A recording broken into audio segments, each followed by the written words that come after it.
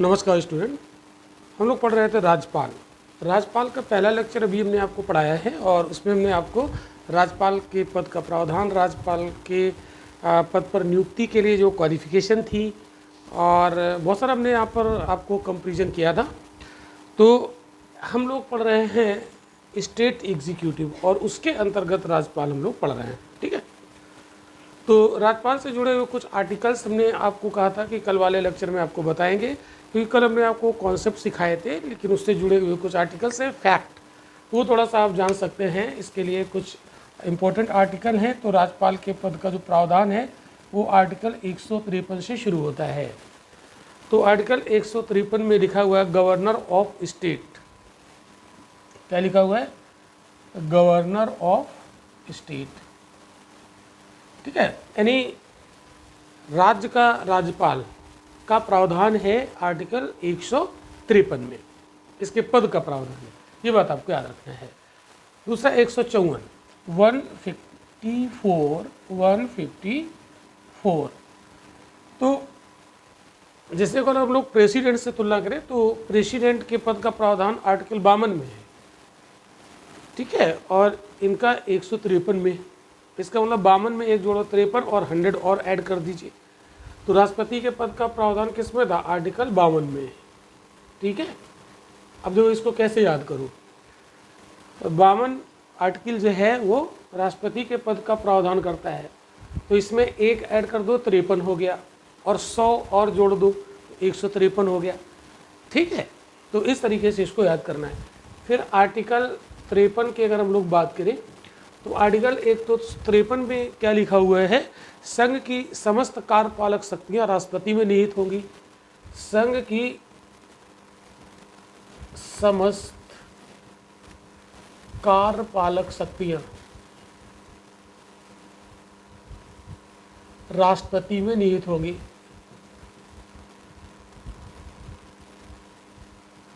राष्ट्रपति में निहित होंगी, ऐसा लिखा है आर्टिकल 53 में। तो 53 में एक ऐड करो, कितना हुआ? 54, और उसमें 100 और जोड़ दो तो 154। तो वहाँ पर लिखा है संघ की समस्त कार्यपालक शक्तियाँ राष्ट्रपति में निहित होंगी, तो यहाँ पर क्या होगा? राज्य की समस्त कार्यपालक शक्तियाँ राज्यपाल में निहित होंगी। राज्य की समस्त कार्यपालक शक्तियां राज्यपाल में निहित होंगी। पाल में निहित होंगी, क्लियर। तो एग्जीक्यूटिव पावर ऑफ स्टेट किसके पास होगी? गवर्नर के पास, आर्टिकल 154। तो ऐसे इसको हम लोग इस तरीके से पढ़ सकते हैं, क्लियर। तो जैसे यहाँ पर आर्टिकल 54 की अगर बात करें 54 राष्ट्रपति के लिए, वहाँ हमने 52 से शुरू किया है। दोनों को हम यहाँ पर तुलना भी कर सकते हैं इन आर्टिकल्स के बीच में, क्लियर। तो आर्टिकल 54 में क्या है? निर्वाचक मंडल है, राष्ट्रपति का जो इलेक्टोरल कॉलेज होता है उसका वर्णन है, राष्ट्रपति का निर्वाचक मंडल। तो ये आपका रिवीजन हो जाएगा, आपको हम पढ़ा चुके हैं, जब राष्ट्रपति पढ़ाया था तो ये सारे आर्टिकल डिस्कस किए थे। अब आप देखो यहाँ पर 54 है, तो एक इसमें ऐड कर दो 55, तो 55 और 100 और ऐड करो 155, तो आर्टिकल 155। तो अब यहाँ पर राष्ट्रपति का चूंकि निर्वाचन होता है और गवर्नर का निर्वाचन होता नहीं है, इलेक्शन होता नहीं, तो इनका अपॉइंटमेंट होता है। तो फिर निर्वाचन की जगह पर क्या हो जाएगा? Appointment of governor, clear. Appointment of governor,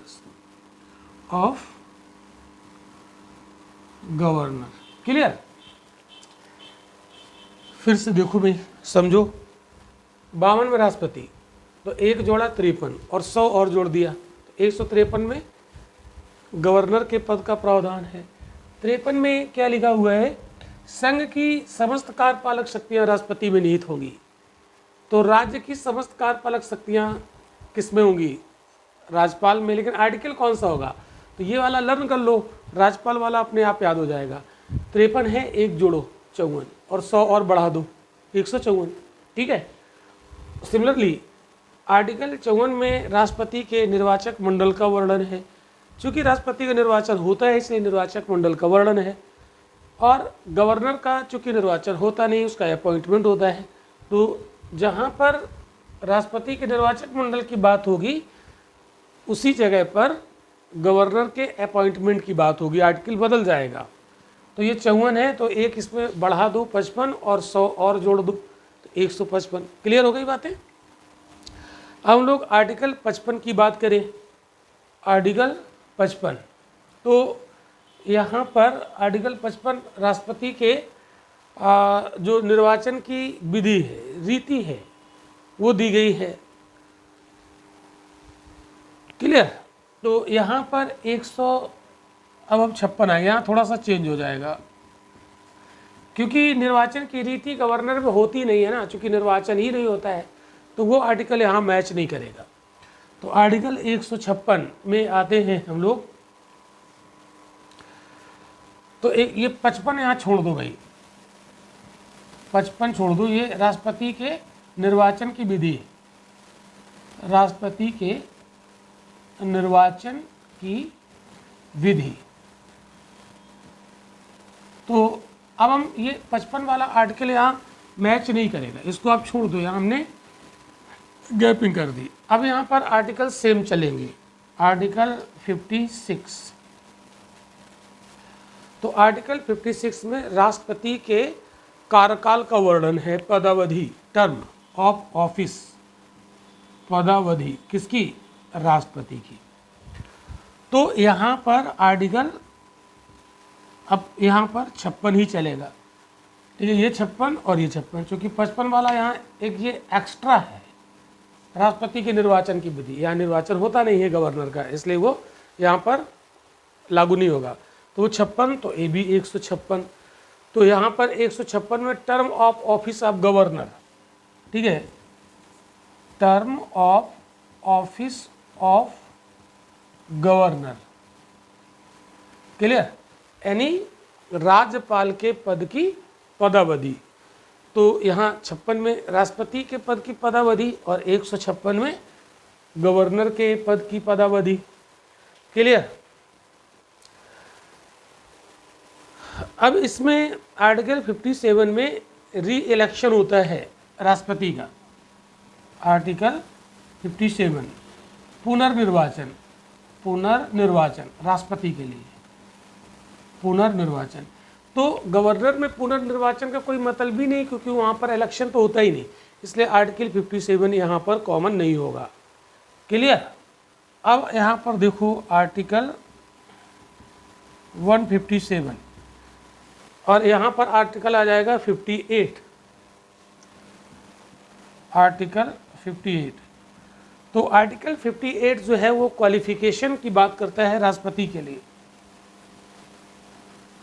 qualification. तो अब यहाँ पर 58 है, यहाँ पर एक पीछे हो गया क्योंकि 57 वो एक्स्ट्रा हो गया, तो 157 यहाँ गवर्नर के क्वालिफिकेशन की बात करता है। क्वालिफिकेशन गवर्नर की योग्यताओं की बात करता है। गवर्नर की योग्यताएं हमने प्रीवियस लेक्चर में जो राज्यपाल का पार्ट 1 था उसमें आपको बताया था क्वालिफिकेशन।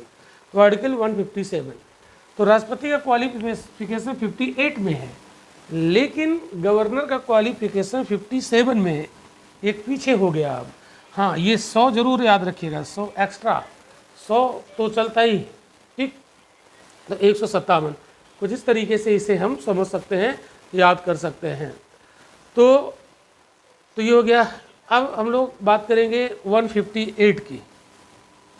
यहाँ पर 158, तो 158 में लिखा हुआ है condition of governors office, conditions of governors office, यानी राज्यपाल के पद के लिए शर्तें, कंडीशंस यहाँ पर दी गई। और अब हम लोग बात करेंगे आर्टिकल 159 की, और यही आर्टिकल हमने कल पूछा था आपको से, यहाँ पर राज्यपाल के पद के शपथ का फॉर्मेट है। और यहाँ पर प्रेसिडेंट के पद के शपथ का प्रावधान है आर्टिकल 69 में, इसमें 69 में, क्लियर, सॉरी 60 में, और उपराष्ट्रपति के लिए 69 है। उपराष्ट्रपति के लिए उपराष्ट्रपति की शपथ का प्रावधान 69। अब ये 3 आर्टिकल बहुत इंपॉर्टेंट हैं। आर्टिकल 60 राष्ट्रपति के पद का जो शपथ होता है उसका प्रावधान है, 69 में उपराष्ट्रपति के पद के शपथ का प्रावधान है, और 159 में गवर्नर के पद के शपथ का प्रावधान है। तो ये 3 ऐसे पद हैं जिनके शपथ का प्रावधान अनुसूची नंबर 3 में नहीं है। इनसे रिलेटेड विभिन्न आर्टिकल्स में है। ये तीनों आर्टिकल बहुत इंपॉर्टेंट है, ध्यान ज़रूर रखिएगा, क्लियर। चलो, तो ये यहाँ के कुछ इम्पोर्टेंट आर्टिकल्स थे जो हमने यहाँ पर कंपैरिजन करके देखा राष्ट्रपति और राज्यपाल में। इसके अलावा कुछ और भी आर्टिकल बीच में रिलेवेंट मिलेंगे तो उसको हम लोग डिस्कस करेंगे। तो जैसे हमने देखा था राष्ट्रपति के पास क्षमादान की शक्ति होती है आर्टिकल 72 में, वैसे ही गवर्नर के पास भी शक्तियाँ होती हैं, क्षमादान शक्ति गवर्नर के पास भी होती है। तो उनके जो कुछ रेलेवेंट आर्टिकल्स हैं वो हम यहाँ पर अभी देखेंगे, क्लियर। 1 मिनट।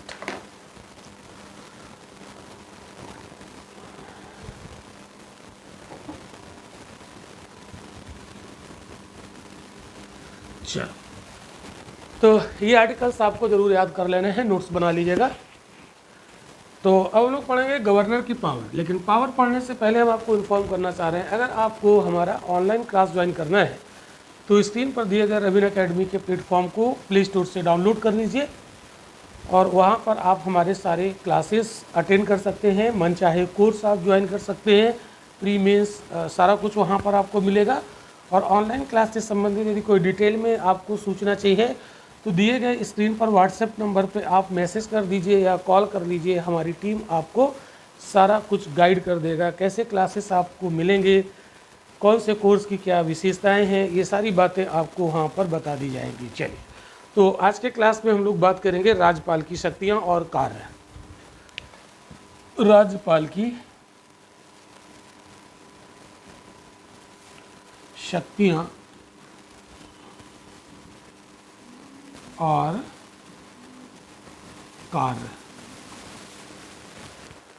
तो राज्यपाल के पास वैसी ही शक्तियाँ होती हैं जैसे राष्ट्रपति के पास होती है, क्योंकि हम लोग यहाँ पर दोनों पदों को थोड़ा सा तुलनात्मक दृष्टि से देखेंगे तो ये काफ़ी ज़्यादा हमें क्लियर हो जाएगा। तो राष्ट्रपति वाला जो चैप्टर है वो रिवाइज हो जाएगा और राज्यपाल हमें आसानी से समझ में आ जाएगा। और बाद में हम लोग राज्यपाल और राष्ट्रपति की कंपैरिजन भी देखेंगे, क्योंकि ये बहुत ही ज़्यादा इंपॉर्टेंट टॉपिक हैं प्री और मेंस दोनों के लिए, क्लियर। तो अब याद करो, हमने राष्ट्रपति जब आपको पढ़ाया था तो वहाँ पर राष्ट्रपति की पावर्स के बारे में बताया था। जिन लोगों ने वो लेक्चर नहीं देखे हैं तो यहाँ पर आई बटन में उसका लिंक डाल दिया जाएगा, पूरी प्लेलिस्ट का। आप उस पर क्लिक करके सारे लेक्चर देख सकते हैं। तो जिन्होंने राष्ट्रपति वाले लेक्चर नहीं देखे हैं वो स्टूडेंट्स वहाँ पर आई बटन में उनको लिंक मिल जाएगा, या इस लेक्चर के डिस्क्रिप्शन में भी लिंक दिया रहेगा, वहाँ से क्लिक करके आप प्रीवियस लेक्चर्स देख सकते हैं। तो अगर राष्ट्रपति वाले लेक्चर आपने अटेंड किए हैं तो ये लेक्चर आपको बहुत ही आसानी से समझ में आने वाला है, क्लियर। तो जैसे केंद्र में राष्ट्रपति होता है वैसे राज्य में राज्यपाल होता है। तो दोनों की शक्तियाँ भी हम यहाँ पर देखेंगे। बहुत सारी शक्तियाँ एक जैसी होंगी, सेम, लेकिन कुछ शक्तियाँ ऐसी होंगी जो राष्ट्रपति के पास होंगी लेकिन राज्यपाल के पास नहीं होगी। सारी तो सेम नहीं होंगी ना, वो राष्ट्रपति है, ये राज्यपाल है, तो अंतर तो है ही। तो राज्यपाल को राष्ट्रपति के अनुरूप कार्यकारी शक्तियाँ, विधायी शक्तियाँ, वित्तीय शक्तियाँ और न्यायिक शक्तियाँ प्राप्त हैं। कौन कौन सी? कार्यकारी। देखो, शक्तियों को हम यहाँ पर इसकी कैटेगरी बना दें तो कितनी कैटेगरी यहाँ पर आपको देखने को मिलेंगी पावर की। तो एक होगा एग्जीक्यूटिव पावर, एग्जीक्यूटिव पावर्स, इसको कहते हैं कार्यकारी शक्तियाँ। लेजिस्लेटिव पावर, लेजिस्लेटिव पावर, इसको कहते हैं विधायी शक्तियाँ या व्यवस्थापिका संबंधी शक्तियाँ। तीसरा यहाँ पर हम लोग देखेंगे तो इनके पास कुछ मतलब फाइनेंशियल पावर भी होती है, फाइनेंशियल पावर, और इसके अलावा इनके पास कुछ जुडिशियल पावर होती है, या पावर ऑफ हम पार्डन भी कह सकते हैं, पावर ऑफ पार्डन, क्षमादान की शक्तियाँ। ये चौथी आप यहाँ पर लिख सकते हैं, ये पहली हो गई, ये दूसरी हो गई, ये तीसरी हो गई। अब यहाँ पर हम लोग एक और शक्ति की बात यहाँ पर करेंगे जिसको हम लोग विवेकी शक्तियाँ कहते हैं। तो विवेकी शक्तियों के बारे में अगर हम लोग विवेकी शक्तियों के संदर्भ में बात करें तो राष्ट्रपति के पास वहाँ पर बहुत कम होती है, लेकिन राज्यपाल के पास डिस्क्रिशनरी पावर बहुत ज़्यादा होती है। डिस्क्रिशनरी पावर,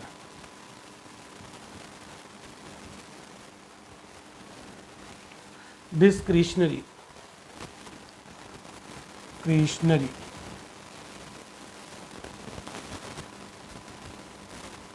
इसको कहते हैं विवेकी शक्तियाँ। तो विवेकी शक्तियों के मामले में राज्यपाल के पास राष्ट्रपति की तुलना में ज़्यादा है पावर। क्लियर? तो हम लोग वन बाई वन करके इसको डिस्कस करेंगे। तो 5 शक्तियाँ यहाँ पर हमने देखी। तो आज वाले लेक्चर में देखते हैं कितनी कंप्लीट हो पाती हैं, और जो बची हुई होंगी वो हम लोग इसके नेक्स्ट लेक्चर में कवर करेंगे। तो चलिए बात करते हैं हम लोग सबसे पहले एग्जीक्यूटिव पावर, कार्यकारी शक्तियाँ।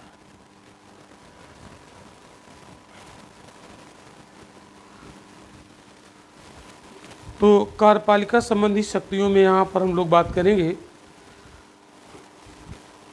तो आर्टिकल 154 में अगर हम लोग देखें तो लिखा हुआ है राज्य की समस्त कार्यपालक शक्तियाँ राज्यपाल में निहित होंगी। तो कार्यकारी शक्तियाँ, कार्यकारी शक्तियाँ, तो इसमें हम लोग आर्टिकल 154 का संदर्भ लेंगे, और इसमें लिखा है राज्य की समस्त कार्यपालक शक्तियाँ, राज्य की समस्त कार्यपालक शक्तियाँ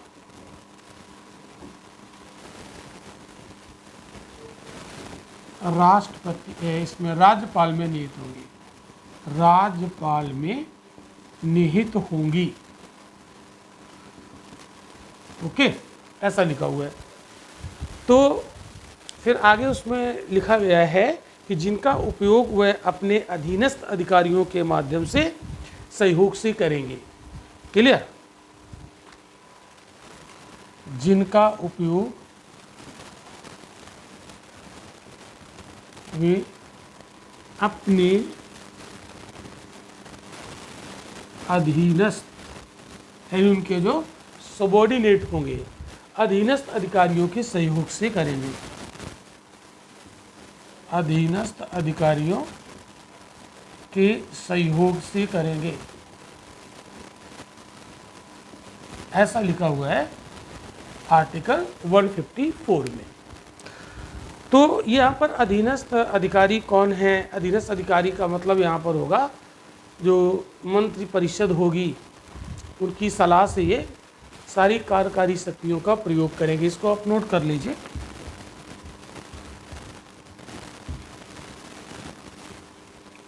क्लियर इतना? अब हम लोग देखेंगे आर्टिकल 163।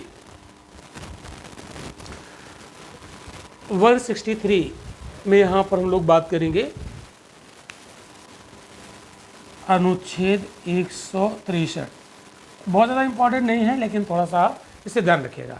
तो राज्यपाल की सहायता के लिए एक मंत्री परिषद होगी जिसका प्रमुख सीएम होगा, ऐसा लिखा हुआ है। तो राज्यपाल की सहायता के लिए एक मंत्रिपरिषद होगी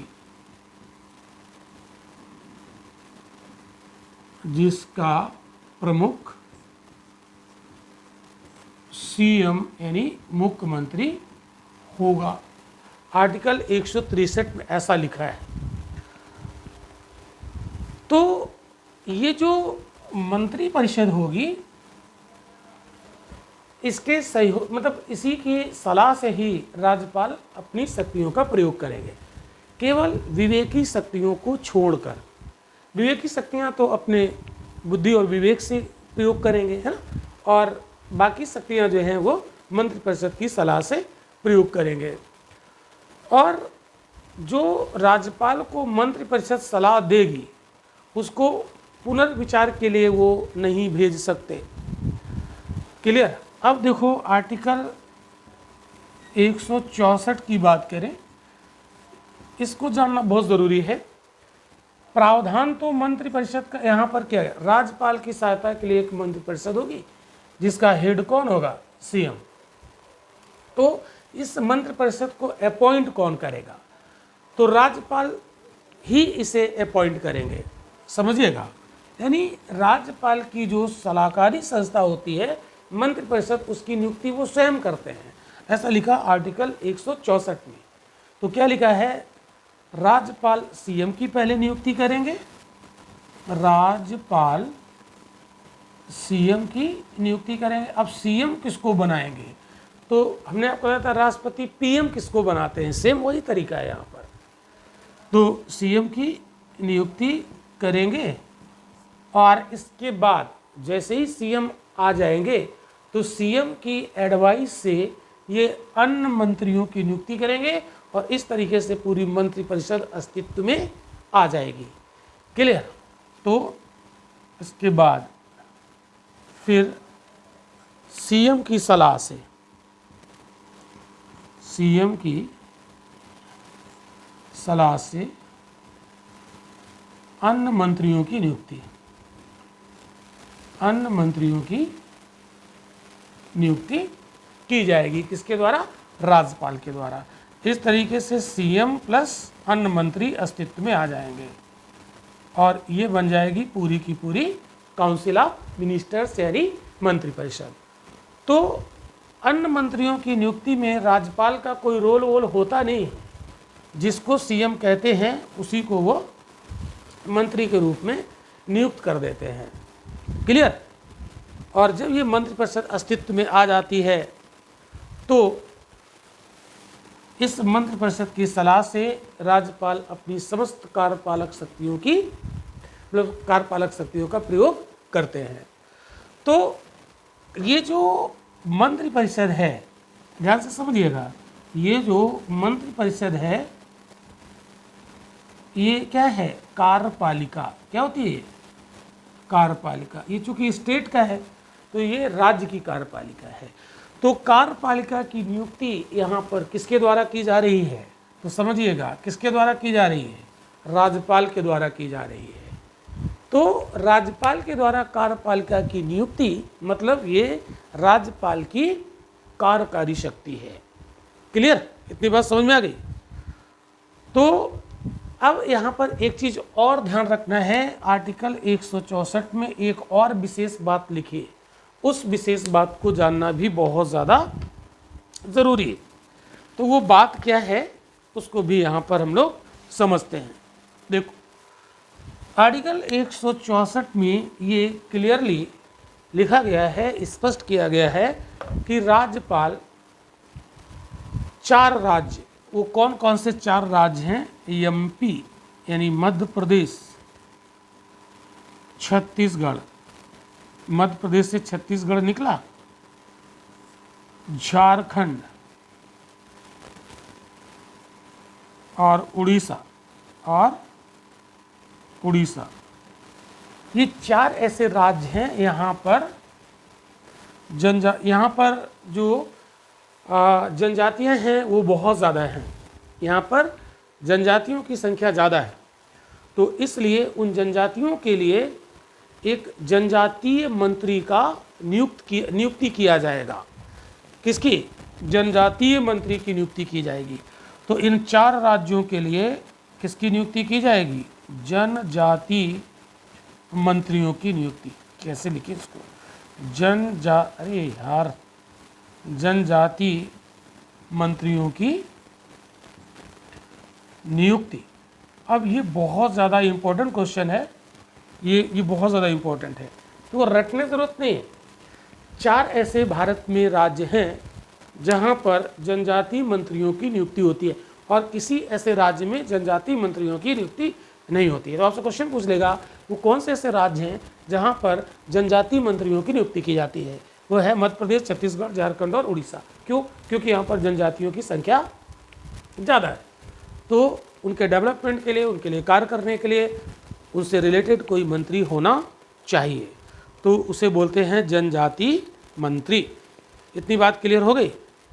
ये बहुत इंपॉर्टेंट है, ये आर्टिकल 164। तो आर्टिकल 164 अब तक आपको बिल्कुल लर्न हो गया होगा। क्लियर? राज्यपाल द्वारा अपनी सलाहकारी संस्था अर्थात मंत्रिपरिषद की नियुक्ति, अर्थात सीएम और अन्य मंत्रियों की नियुक्ति, और साथ में जनजाति मंत्रियों की नियुक्ति। इसको मैं रब कर देता हूँ, आप लोग नोट कर लीजिएगा, नोट्स बनाते रहिए।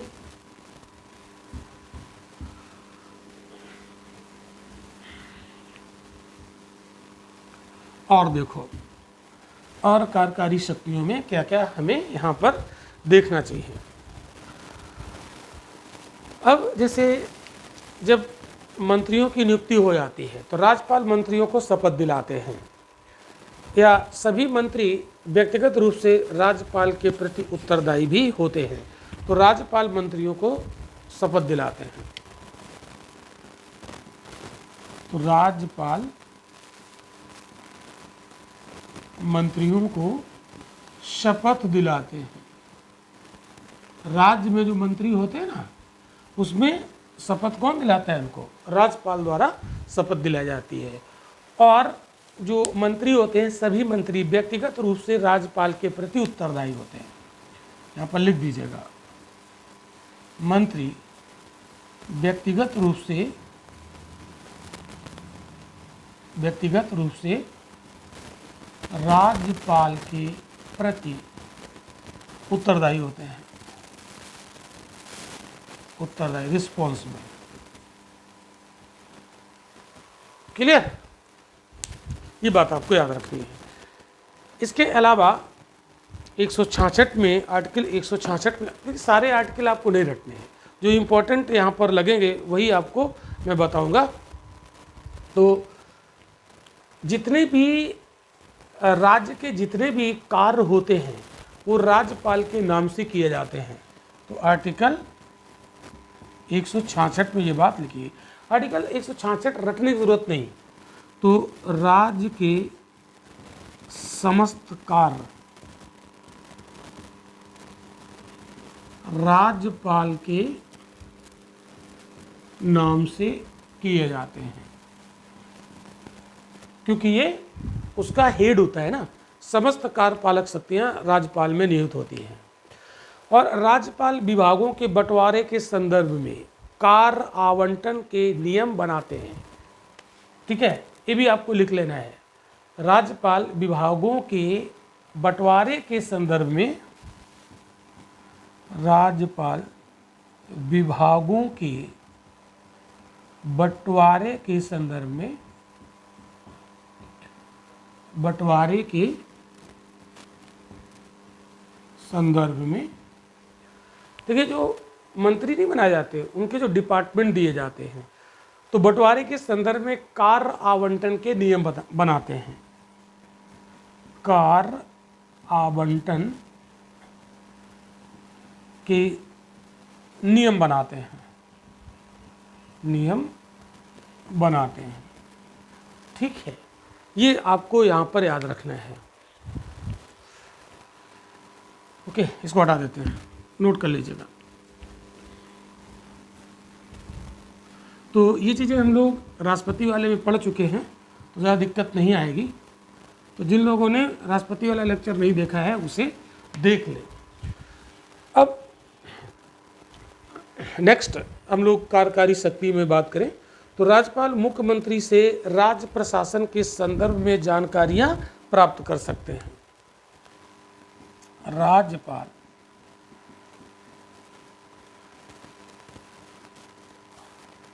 राज्य प्रशासन के संदर्भ में, राज्य प्रशासन के संदर्भ में सीएम यानी मुख्यमंत्री से जानकारियां प्राप्त कर सकते हैं, प्राप्त कर सकते हैं। आर्टिकल 167 में ये बात लिखी है, सारे आर्टिकल रटने की जरूरत नहीं। इसका मतलब है कि राज्य के प्रशासन से संबंधित यदि कोई जानकारी गवर्नर को चाहिए तो वो सीएम से प्राप्त कर सकते हैं। तो ये सीएम का कर्तव्य है कि वो उन्हें उपलब्ध कराए जानकारी। ओके, नेक्स्ट अब हम लोग बात करते हैं, जैसे अरे यार, जैसे जो विश्वविद्यालय होते हैं ना, स्टेट यूनिवर्सिटी, राज्य विश्वविद्यालय, राज्य, आपने यूनिवर्सिटी दो प्रकार की देखी होंगी, एक होती है केंद्रीय विश्वविद्यालय और एक होता है राज्य विश्वविद्यालय। जो केंद्रीय विश्वविद्यालय होते हैं जिनकी स्थापना भारत की संसद द्वारा की जाती है, और जो राज्य के विश्वविद्यालय होते हैं उनकी स्थापना राज्य के विधानमंडल के कानून द्वारा की जाती है। क्लियर? तो राज्य विश्वविद्यालय क्या हो गए? राज्य के विधानमंडल के द्वारा कानून बनाकर जिन विश्वविद्यालयों की स्थापना की जाती है उन्हें स्टेट यूनिवर्सिटी कहते हैं, राज्य विश्वविद्यालय कहते हैं। तो राज्य विश्वविद्यालय के जो कुलपति होते हैं जिनको हम वाइस चांसलर कहते हैं, उनकी नियुक्तियां राज्यपाल के द्वारा की जाती हैं। तो राज्य विश्वविद्यालय के वाइस चांसलर जिनको हम लोग कुलपति कहते हैं, कुलपति की नियुक्ति राज्यपाल के द्वारा की जाती है, राज्यपाल द्वारा की जाती है।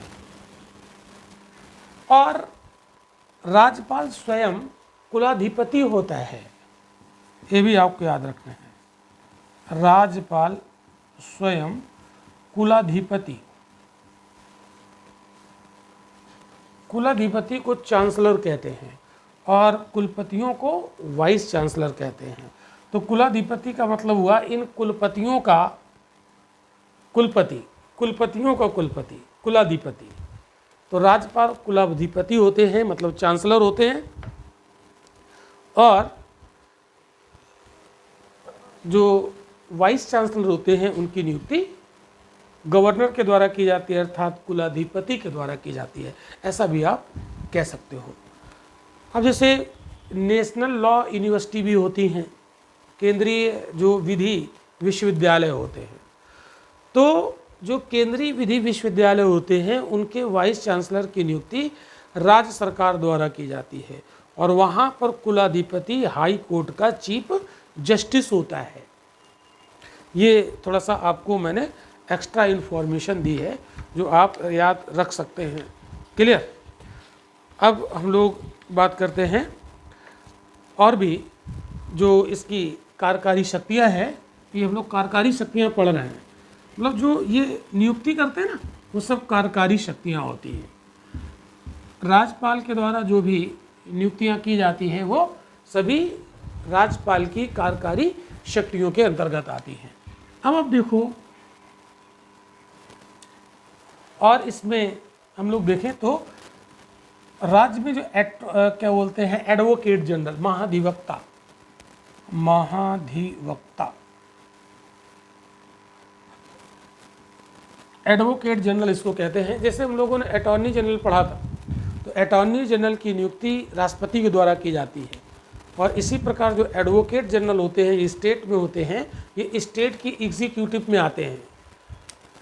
आपको मैंने बताया था स्टेट की एग्जीक्यूटिव में कौन कौन आता है, सीएम आते हैं, प्लस मंत्री आते हैं, प्लस एडवोकेट जनरल यानी महाधिवक्ता आते हैं, महाधिवक्ता, और स्वयं राज्यपाल भी आते हैं।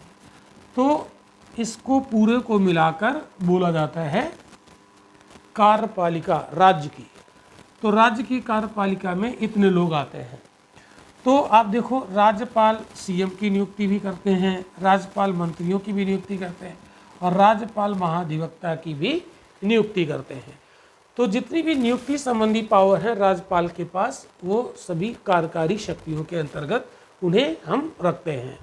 तो राज्यपाल राज्य के महाधिवक्ता की नियुक्ति करते हैं, उन्हें शपथ दिलाते हैं, और महाधिवक्ता राज्यपाल के प्रसाद पर्यंत पद धारण करते हैं। यहाँ पर एक एरो हम इस तरीके से भी दे देते हैं, एक एरो यहाँ से, जो महाधिवक्ता है वो राज्यपाल के प्रसाद पर्यंत पद धारण करते हैं, राज्यपाल के प्रसाद पर्यंत पद धारण करते हैं।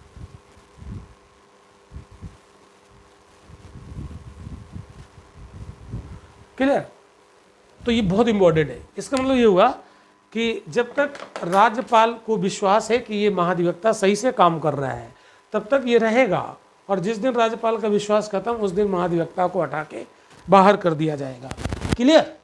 इतनी बात समझ में आ गई?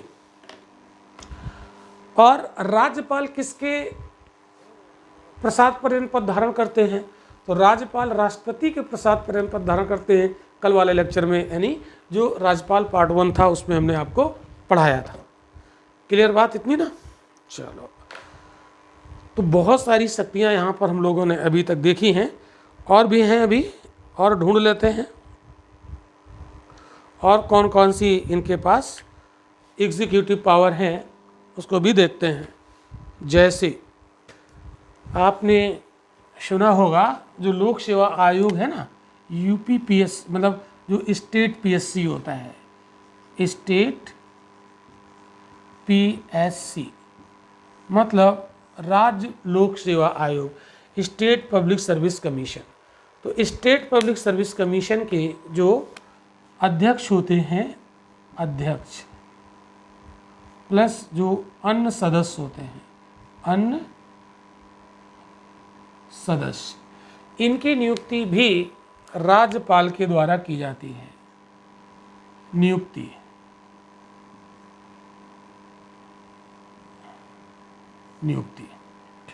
ये सब नियुक्ति वाले एरो यहाँ जो मैंने बनाए हुए हैं, ये सब नियुक्ति करते हैं। तो इस पिक्चर को आप बना लीजिए, इस नोट्स को ऐसे ही बनाइए, ठीक है। स्टेट पीएससी के अध्यक्ष और सदस्यों की नियुक्ति, सीएम की नियुक्ति, मंत्री की नियुक्ति और महाधिवक्ता की नियुक्ति। महाधिवक्ता किसके प्रसाद पर्यंत पद धारण करते हैं? राज्यपाल के प्रसाद पर्यंत पद धारण करते हैं। राज्यपाल महाधिवक्ता को शपथ दिलाते हैं, और राज्यपाल मंत्रियों को भी शपथ दिलाते हैं। क्लियर? तो ये स्ट्रक्चर आप बना लीजिए फटाफट। मैं साइड हो जाता हूँ। ओके, और देखो, इसमें एक चीज़ और अभी बतानी है। जो राज्य निर्वाचन आयुक्त होते हैं, उसकी भी नियुक्ति राज्यपाल के द्वारा की जाती है। उनकी सेवा शर्तें और उनकी जो कार्यविधि है उसको भी तय करते हैं, कार्यविधि। तो देखो, राज्य निर्वाचन आयोग, यहाँ पर मैं लिख देता हूँ, राज्य निर्वाचन आयोग, स्टेट इलेक्शन कमीशन। तो स्टेट इलेक्शन कमीशन की नियुक्ति भी, क्यों कर रहा हूँ भाई, स्टेट इलेक्शन कमीशन की नियुक्ति भी गवर्नर के द्वारा की जाती है। नियुक्ति, ये जो राज्य निर्वाचन आयोग होता है, इसका काम क्या होता है? जो पंचायतों के, जो स्थानीय निकायों के जो इलेक्शन होते हैं, उनको यही संचालित करता है राज्य। अभी हम लोग इलेक्शन कमीशन ऑफ इंडिया और स्टेट इलेक्शन कमीशन, इनको अलग से भी पढ़ेंगे, लेकिन यहाँ पर जो स्टेट इलेक्शन कमीशन है, इनकी नियुक्ति राज्यपाल के द्वारा की जाती है।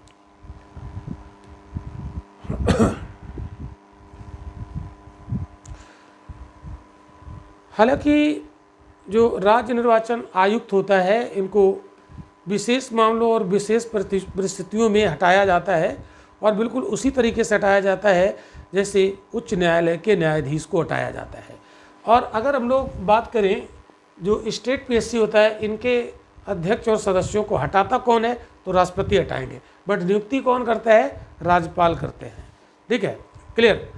फिर ये हो गया, लिख सकते हैं आप, राज्य लोक सेवा आयोग के अध्यक्ष और सदस्यों को हटाता कौन है, राष्ट्रपति, लेकिन नियुक्ति कौन करता है, राज्यपाल करते हैं। क्लियर। बिल्कुल ओके। अब जैसे राज्य में कहीं पर संवैधानिक तंत्र फेल हो जाता है, वो भी आप यहाँ पर लिख दोगे, तो स्टेट इमरजेंसी की सिफारिश करते हैं राज्यपाल, किससे, राष्ट्रपति से। तो स्टेट इमरजेंसी, जिसको हम लोग राष्ट्रपति शासन कहते हैं, तो राष्ट्रपति शासन की सिफारिश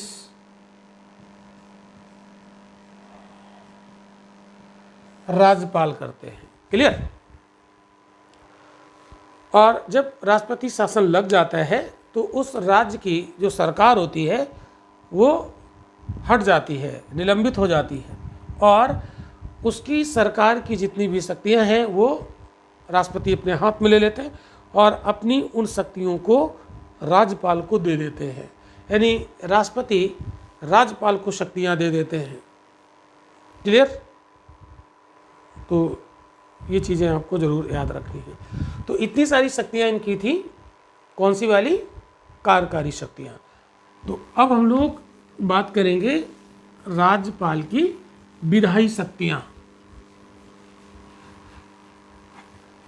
व्यवस्थापिका संबंधी शक्तियाँ, जैसे हमने राष्ट्रपति में पढ़ा था, तो अब हम इसकी व्यवस्थापिका संबंधी यानी लेजिस्लेटिव पावर की बात करने वाले हैं। तो अभी हमारे पास टाइम है लगभग 15 मिनट, और 15 मिनट में हम इसे जो विधायी शक्तियां हैं उनको हम लोग कवर करेंगे। देखो समझो, लेजिस्लेटिव पावर, लेजिस्लेटिव पावर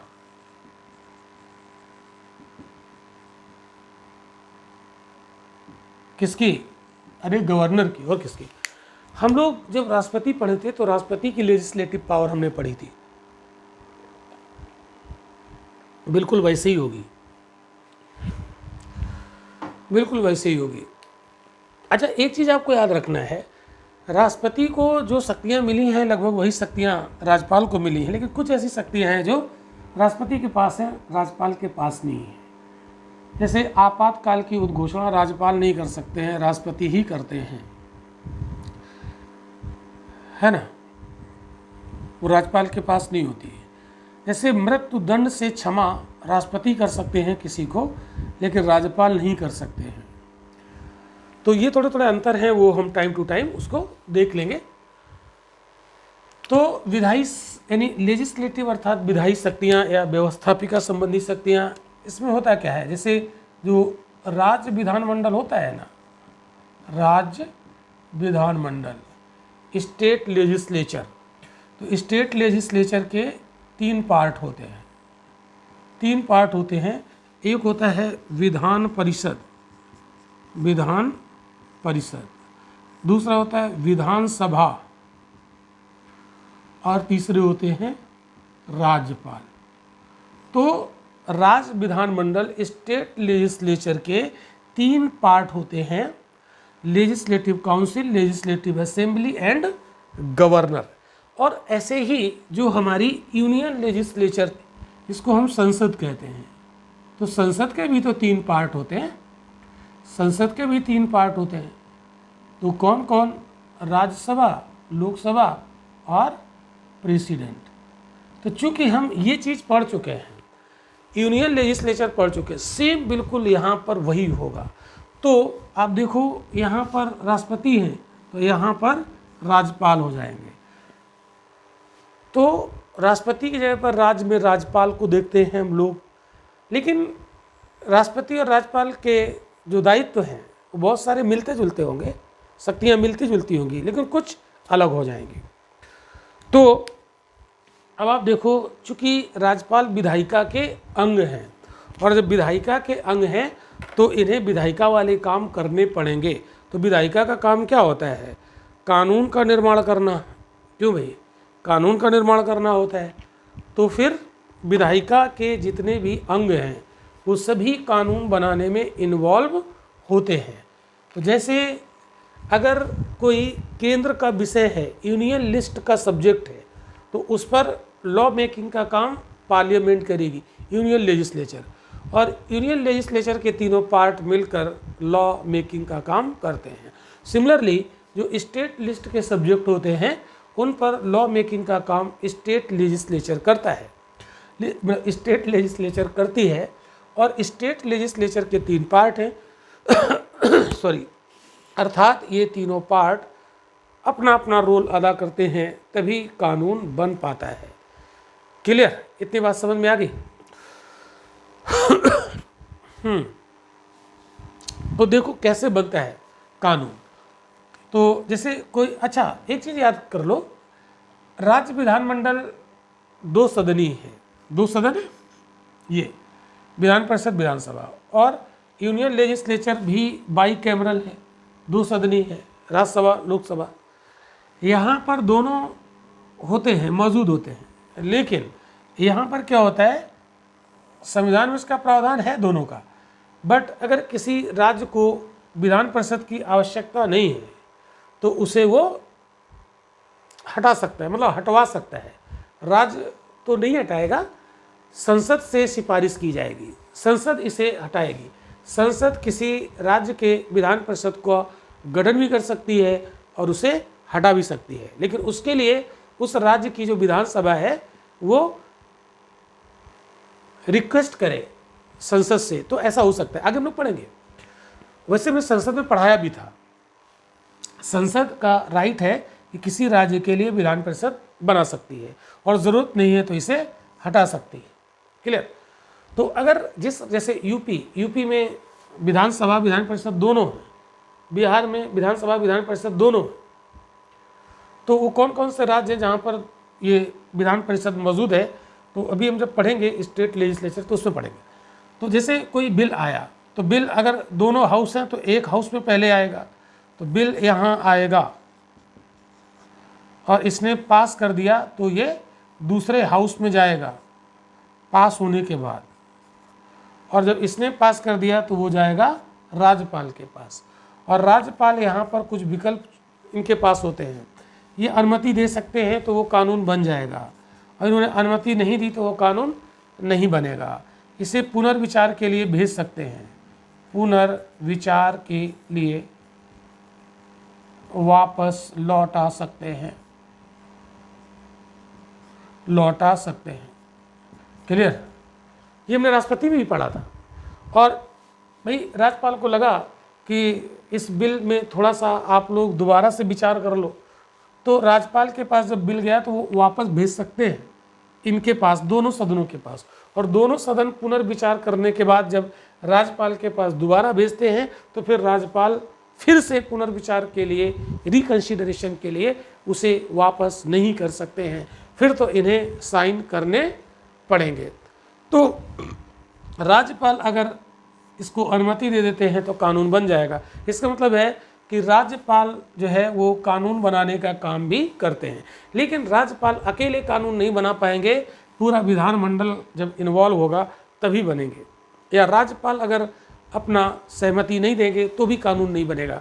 इसका मतलब राज्यपाल के पास कानून बनाने की पावर है, वैसे ही राष्ट्रपति के पास भी कानून बनाने की पावर है। तो राज्यपाल स्टेट लिस्ट के सब्जेक्ट में कानून बनाने में इन्वॉल्व हो सकते हैं और कॉन्करेंट लिस्ट यानी समवर्ती सूची के विषयों पर कानून बनाने में इन्वॉल्व हो सकते हैं। तो ये विधायिका संबंधी शक्ति है किसकी? राज्यपाल की, अर्थात कानून बनाने संबंधी शक्ति है। ओके, तो ये एक चीज़ यहाँ पर आपको देखना है कि जैसे राज्यपाल के पास एक और पावर होती है। पावर ये है कि जैसे राज्यपाल के पास बिल गया यहाँ से पास होने का, तो ध्यान समझना, राज्यपाल के पास बिल गया और राज्यपाल ने क्या किया, उस बिल को, राज्यपाल के पास बिल गया और इस बिल को ये प्रेसिडेंट के पास भेजते हैं। ठीक है, तो ये वाला बिल प्रेसिडेंट के पास भी भेज सकते हैं, यानी स्टेट का बिल है और राज्यपाल यदि चाहें तो उस बिल को राष्ट्रपति के पास भेज सकते हैं। यानी राज्य के कानून के मामले में राज्यपाल राष्ट्रपति को भी इन्वॉल्व करा सकते हैं। ये आर्टिकल 200 में जो अनुच्छेद 200 है उसमें ये प्रावधान दिया गया है।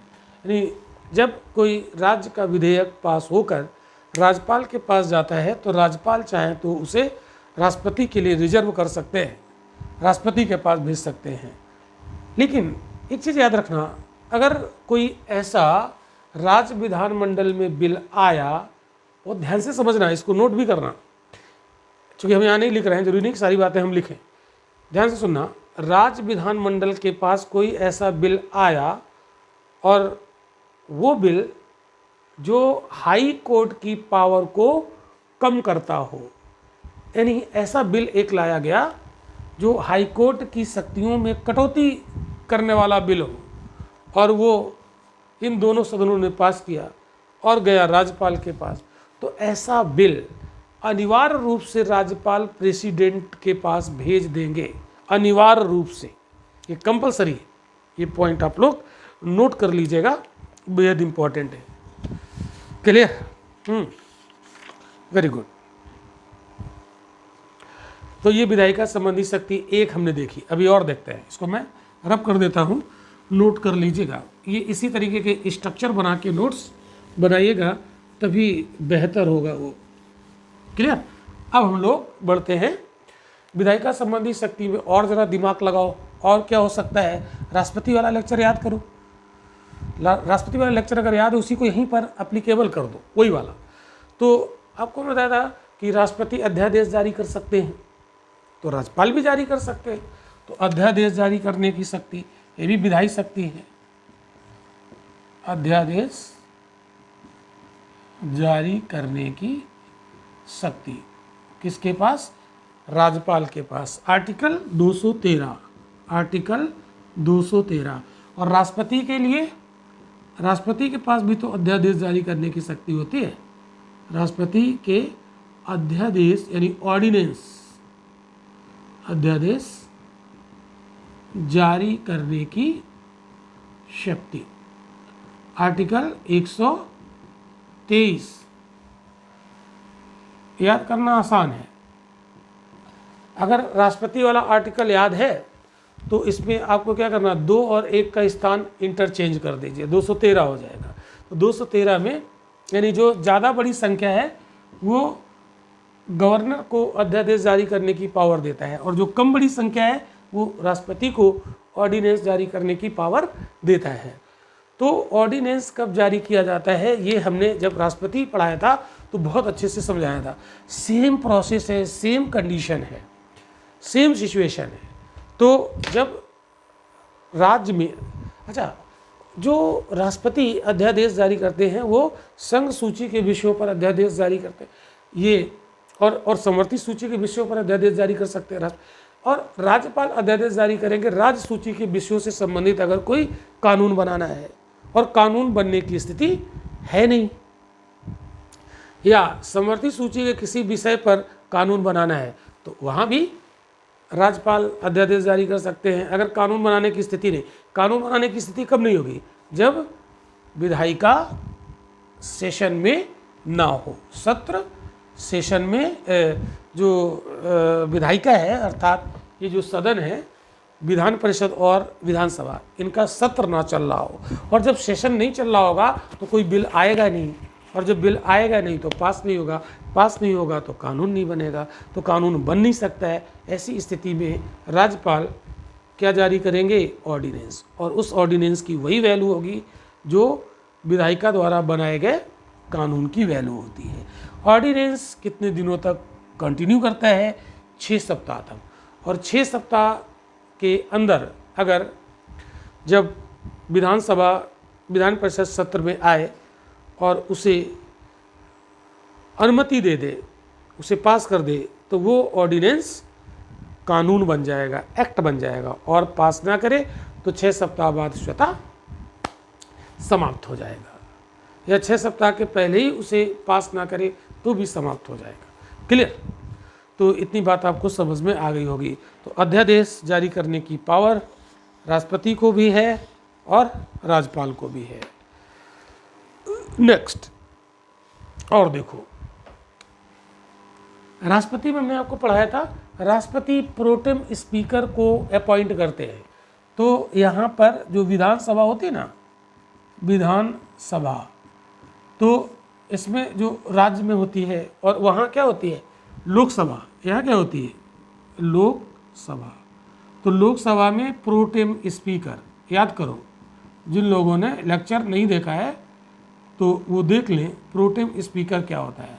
तो प्रोटेम स्पीकर की नियुक्ति कौन करता है, राष्ट्रपति। तो विधानसभा में प्रोटेम स्पीकर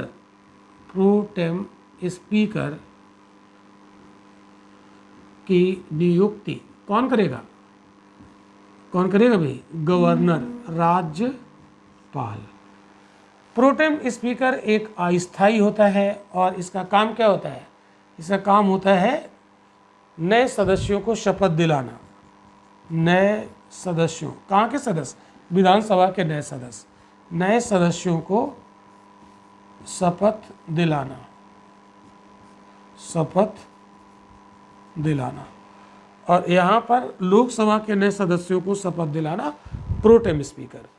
और नई लोकसभा या नई गठित विधानसभा की प्रथम बैठक की अध्यक्षता करना, ये भी काम होता है।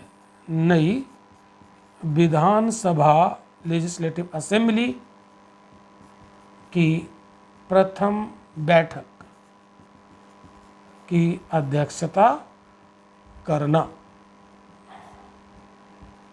ये इसका काम है। दूसरी बैठक में ये नहीं होगा। दूसरी बैठक जब तक होगी तब तक इसका स्थायी अध्यक्ष स्पीकर चुन लिया जाएगा। सिमिलरली लोकसभा में जो लोकसभा का प्रोटेम स्पीकर होता है, तो लोकसभा, जो नई लोकसभा गठित होती है चुनाव के बाद, उसकी जब पहली बैठक होती है तो उसकी अध्यक्षता यहाँ के प्रोटेम स्पीकर के द्वारा की जाती है। क्लियर। और देखो, और लेजिस्लेटिव पावर की बात करें, यानी विधायी शक्तियाँ, तो विधानसभा से यानी विधानमंडल से जुड़ी हुई जो पावर हैं वो सब विधायी शक्तियों के अंतर्गत आती हैं। और देखिएगा कि जैसे जो सत्र होता है ना, सत्र, तो सत्र को आहूत करना, आहूत को मतलब इसे बुलाना, सत्र को आहूत करना, यानी विधानसभा का सत्र अगर बुलाना है तो कौन बुलाएगा, आहूत करना किसका काम होता है, राज्यपाल का। राज्यपाल कौन करता है। और इधर जो यहाँ का सत्र होता है वो कौन बुलाता है, राष्ट्रपति। ठीक है, इस सत्र का सत्रावसान करना, सत्रावसान करना, ये भी काम है राज्यपाल का। और यहाँ पर सत्रावसान करना काम होगा राष्ट्रपति का। और यहाँ पर विधानसभा का विघटन, विधानसभा का विघटन कौन करेगा, राज्यपाल। तो ये सब कहाँ पर हो रहा है, विधायिका में हो रहा है, सब विधायिका में हो रहा है, लेजिस्लेचर में। इसीलिए ये गवर्नर की लेजिस्लेटिव पावर होती है।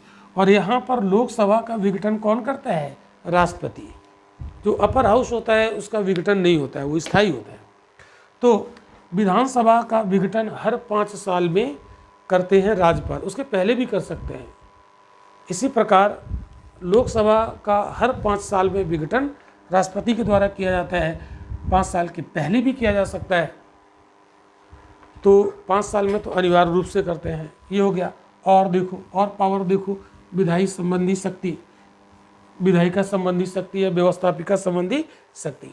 अब जैसे मान लो कि जब नई विधानसभा होगी, नई विधानसभा आती है, यानी चुनाव के बाद आएगी नई विधानसभा, तो नई विधानसभा का जो प्रथम बैठक होता है, कि प्रथम बैठक को अनिवार्य रूप से संबोधित करते हैं गवर्नर को, अनिवार्य रूप से संबोधित, एड्रेस संबोधित कौन करता है? राज्यपाल। तो यहाँ नई लोकसभा की प्रथम बैठक को कौन संबोधित करेगा? राष्ट्रपति। दूसरा,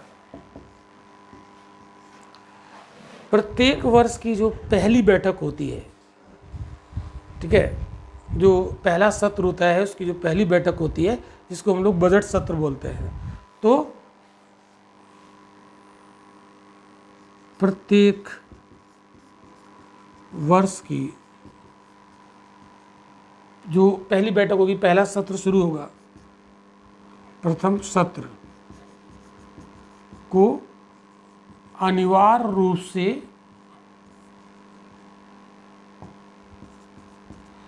राज्यपाल संबोधित करेंगे। और पहला जो सत्र होता है वो बजट सत्र होता है, ये हमने आपको पढ़ाया था, संबोधित करते हैं। तो ये विधायिका संबंधी शक्तियाँ यहाँ पर हम लोगों ने देखी। और देखो और क्या विधायिका संबंधी शक्तियों में और कौन कौन सी आएंगी, इसको भी समझो और समझो। और है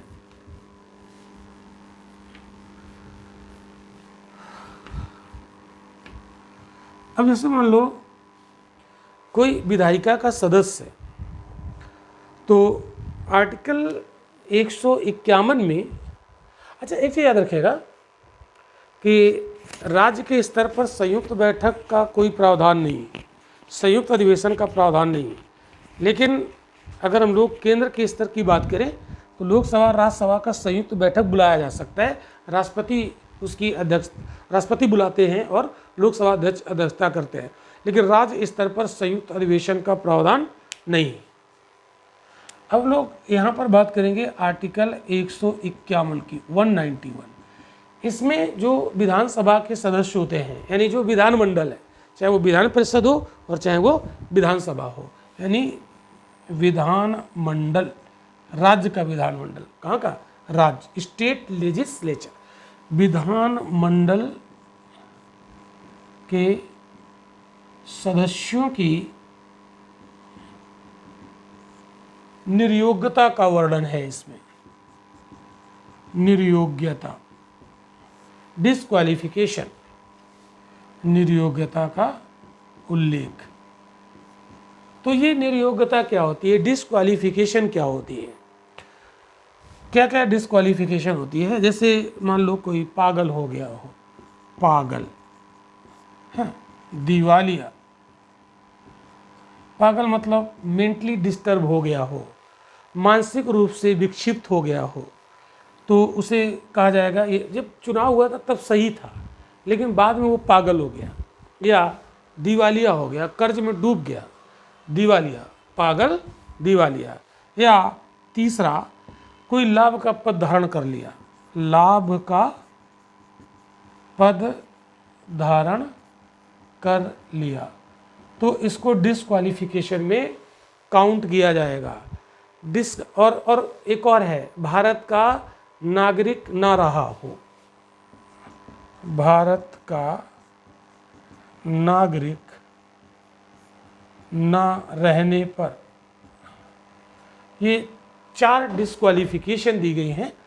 तो देखो, जब वो चुनाव लड़ा था तब वो भारत का नागरिक था, बाद में उसने भारत की नागरिकता त्याग दी, किसी दूसरे देश की नागरिकता ग्रहण कर ली। तो ऐसी स्थिति में क्या वो इस विधानमंडल का सदस्य बन रह पाएगा, कंटिन्यू कर पाएगा? नहीं कर पाएगा। तो अब इसे डिसाइड कौन करेगा? इसे डिसाइड कौन करेगा कि उसमें ये निर्योग्यताएं पैदा हो गई हैं, उत्पन्न हो गई हैं? तो उसे कौन डिसाइड करेगा? डिसाइड करेंगे गवर्नर। ये लिखा है आर्टिकल 192 में, 192 में क्या लिखा हुआ है? अगर विधानमंडल के सदस्यों में ये निर्योग्यताएं, डिस्क्वालिफिकेशन उत्पन्न होती है तो उन्हें गवर्नर डिसाइड करेंगे। जो निर्वाचन आयोग है, जो भारत का इलेक्शन कमीशन होता है, इलेक्शन कमीशन ऑफ इंडिया के साथ विचार विमर्श करके, तो यहाँ पर आर्टिकल 144 में, 44 कहाँ हो गया, 192 के तहत राज्यपाल इलेक्शन कमीशन ऑफ इंडिया, हम लिख देते हैं भारत के निर्वाचन आयोग से विचार विमर्श के पश्चात निर्योग्यता का निर्धारण करेंगे। निर्योग्यता संबंधी निर्णय देंगे। तो विधानमंडल के सदस्यों में यदि इस टाइप की निर्योग्यताएं पैदा हो जाती है तो आर्टिकल 192 में लिखा है कि governor election commission of India के साथ विचार विमर्श करके उनकी निर्योग्यता संबंधी जो निर्णय है वो सुनाते हैं। क्लियर? तो ये विधायी शक्तियों की बात हम लोग यहाँ पर कर रहे हैं। अब जैसे मान लो किसी ने पार्टी चेंज कर लिया, दल बदल किया, तो दल बदल के संदर्भ में राज्यपाल की कोई भूमिका नहीं होती है। दल बदल संबंधी अगर कोई निर्योग्यता पैदा होती है तो फिर वहाँ पर राज्यपाल का कोई रोल नहीं है कि राज्यपाल वहाँ पर डिसाइड करें। अब एक चीज़ और है, आर्टिकल 171 में विधायिका संबंधी शक्तियों में और भी हम लोग देखते हैं। विधायिका संबंधी शक्तियों में और भी आर्टिकल 171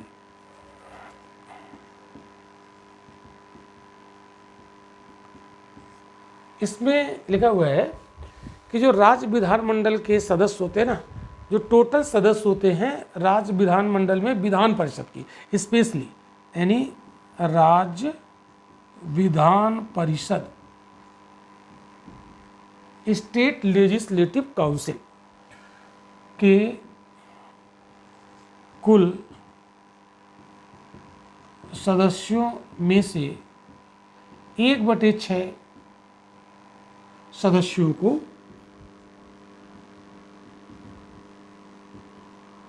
गवर्नर द्वारा नॉमिनेट किया जाएगा।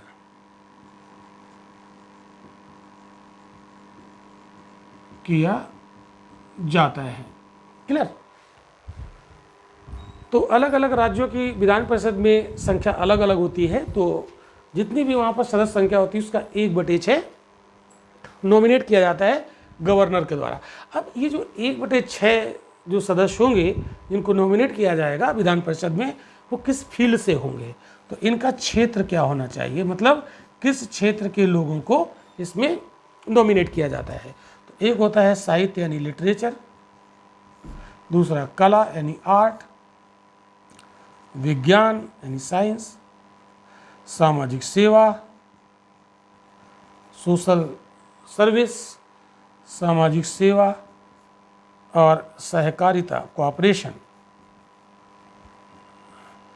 तो इन 5 क्षेत्र से जुड़े हुए जो लोग हैं, जो अनुभवी हैं या उन्हें विशेष ज्ञान है इस क्षेत्र का, तो उन्हें राज्यपाल राज्य विधान परिषद में नॉमिनेट कर देंगे।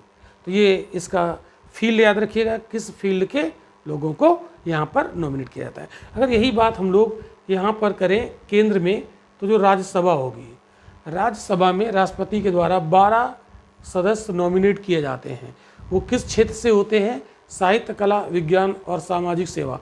वहाँ पर सहकारिता नहीं होता है, ठीक है, कोऑपरेशन जो कोऑपरेटिव सेक्टर होता है वो यहाँ पर नहीं होते हैं। क्लियर? इतनी बात समझ में आ गई होगी।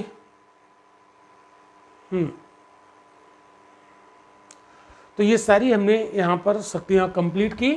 लेजिस्लेटिव पावर, तो 2 शक्तियाँ आज हमने यहाँ पर डिटेल में देखी। एक देखी हमने एग्जीक्यूटिव पावर और दूसरी देखी लेजिस्लेटिव पावर। तो आज के लेक्चर में हम लोग यहीं तक रखेंगे, नहीं तो लेक्चर बहुत लंबा हो जाएगा। इसका जो बचा हुआ पार्ट है हम लोग बात करेंगे नेक्स्ट लेक्चर में, राज्यपाल पार्ट 3। तो इंतजार करिए अगले पार्ट का और इसको देख लीजिए अच्छे से। मिलते हैं अगले लेक्चर में।